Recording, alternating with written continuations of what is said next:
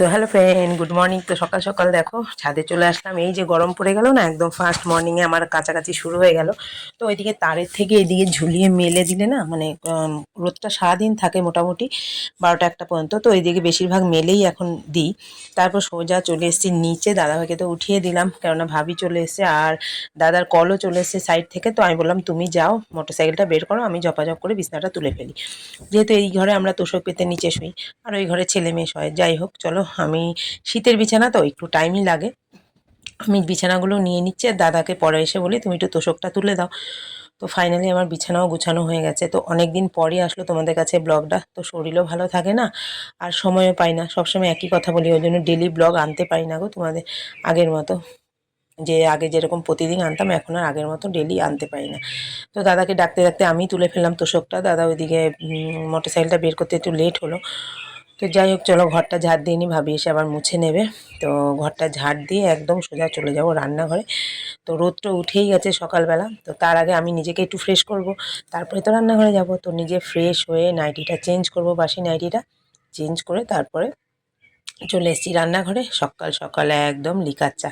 তো পেটটা না কদিন ধরে খারাপ যাচ্ছিলো, ওই জন্য ভাবলাম যে একটুখানি আদা দিয়ে লিকার চাই খাই। তো দাদাকে চাটা দিয়েছি, কতগুলো ভাঙাচুরো বিস্কুটও ছিল, আমিও খেয়ে নিয়েছি।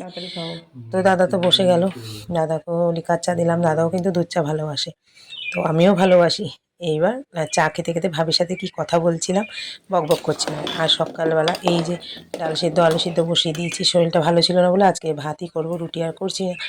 তো ডাল সিদ্ধটা বসে গেল, আর এদিকে ডিমটা তাড়াতাড়ি তাড়াতাড়ি করে ছুলে নিচ্ছি, যেহেতু সকাল থেকে একদম মানে দম আটকে যায় আমার, সরি, কাজ করতে। দাদা বললো আমি খাবো না, তুমি আমাকে টিফিনটা দিয়ে দাও। তো ডাল সিদ্ধ আলু সিদ্ধ একটু বাটার দিয়ে মেখে আর ডিম সিদ্ধ দিয়ে ভালো করে মেখে একদম প্যাক করে দিয়ে দিচ্ছি টিফিন বক্সে করে। দাদা তো টিফিন নিতেই চায় না, বলে এটা একটা বোঝা এক্সট্রা। আমি এক্সট্রা বোঝা হলে হবে, তোমাকে তো খেতে হবে তাই না।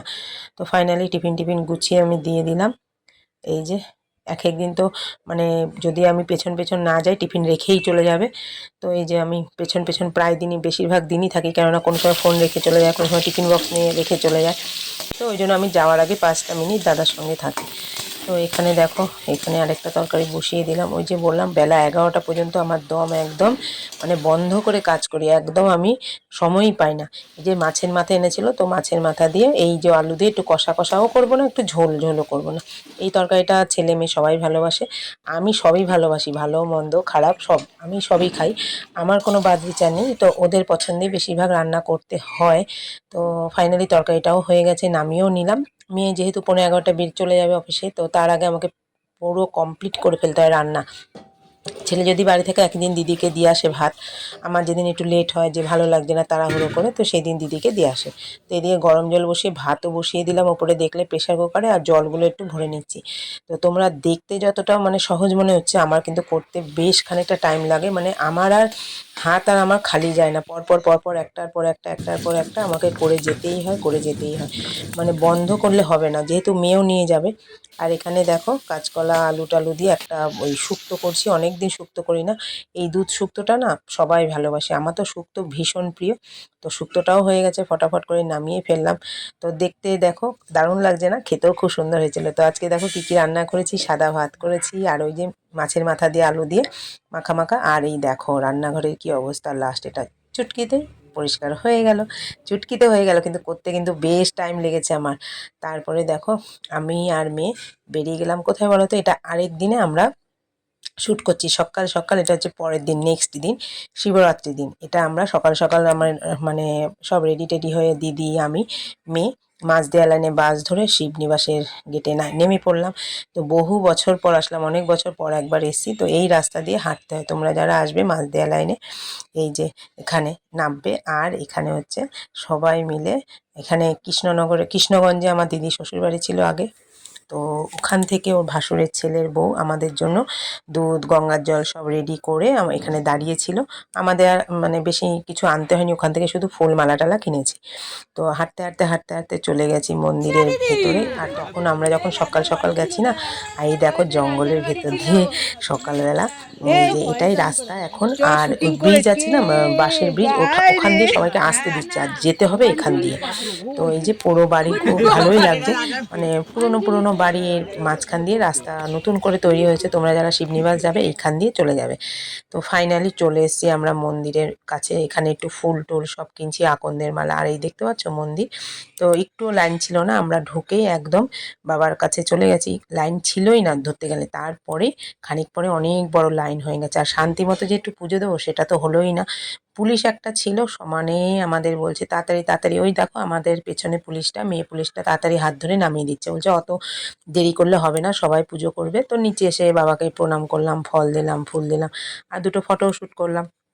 মানে মনটা ভরে গেল, মানে মন্দির থেকে আসতেই ইচ্ছে করছে না। তো যাই হোক, মেয়েকে বললাম একটা আমাকে ভিডিও করে দিবি। তো মেয়ে ভিডিও করে দিল। আর এই যে মেলাটা একটু ঘুরে ঘুরে তোমাদের দেখালাম। আর এখানে সব ডালা সাজিয়ে রেখেছে, রাম সীতার মন্দির আছে, মানে মেলা যেরকম হয় আর কি। আর এই যে খইগুলো, এই খইগুলোর কি একটা বেশ নাম যেন, আমি ভুলেই গেছি। 100 টাকা কেজি। তো আমি 500 এনেছিলাম, সঙ্গে মুরগিও এনেছিলাম। দারুণ লাগে খেতে। বহু বছর আগে যখন আমার তখন বিয়ে হয়নি, এই ইয়েতে মেলাতে এসেছিলাম, এই খইটা মানে নেবই, মানে ভীষণ ভালো লাগে। আর এখানে একটা ঠাকুমা আমাকে ধরলো তিলক কাটার জন্য। আর এই যে রাম সীতার মন্দির, কেমন লাগলো অবশ্যই জানাবে ব্লগটা। এই তোমাদের সামনে নিয়ে এসেছি ছোট ছোট ক্লিপ তুলে সাজিয়ে। আশা করি তোমাদের ভালো লাগবে। আর আমার সাথে থেকো, সঙ্গে থেকো, আর ব্লগটা পুরো ওয়াচ করো। তো ছেলে বলছে যে আমার গরম লেগে গেছে, খিদেও পেয়ে গেছে। তো আমাদের সঙ্গে একটা কাকু ছিল, কাকুটা ছেলেকে খাওয়াতে নিয়ে গেছে মেলার অন্যদিকে। তো আমাদের বললো তোমরা ঘোরো, ওকে নিয়ে আমি ঘুরে আসি। আর একটু জিনিস ধর করছি আর হাসাহাসি করছি। তো যাই হোক, মেলাতে জিনিস দেখলেই কিনতে ইচ্ছে করে, কিন্তু 10টা দেখেছি, 2টো কিনেছি, এই হচ্ছে কথা। আর এই যে 500 খই নিয়েছি আর 300 মুরগি নিয়েছি। মানে খুব ভালো লাগে। বাড়িতে এসে এটাকে চেলে তারপরে খেয়েছি। আর প্রচণ্ড রোদ উঠে গেছিলো এবার। ব্রিজে উঠবো, ওই যে বাঁশের ব্রিজটা, প্রচন্ড রোদ। এই যে বাঁশের ব্রিজ। মাম জলে যদি পড়ে। এই যে জলঙ্গি নদী, আর এই কাঠের ব্রিজ। আমার তো জল ভীষণ ভয় লাগে, তবুও যাচ্ছি, ভালোই লাগছে। আর প্রচন্ড হাওয়া।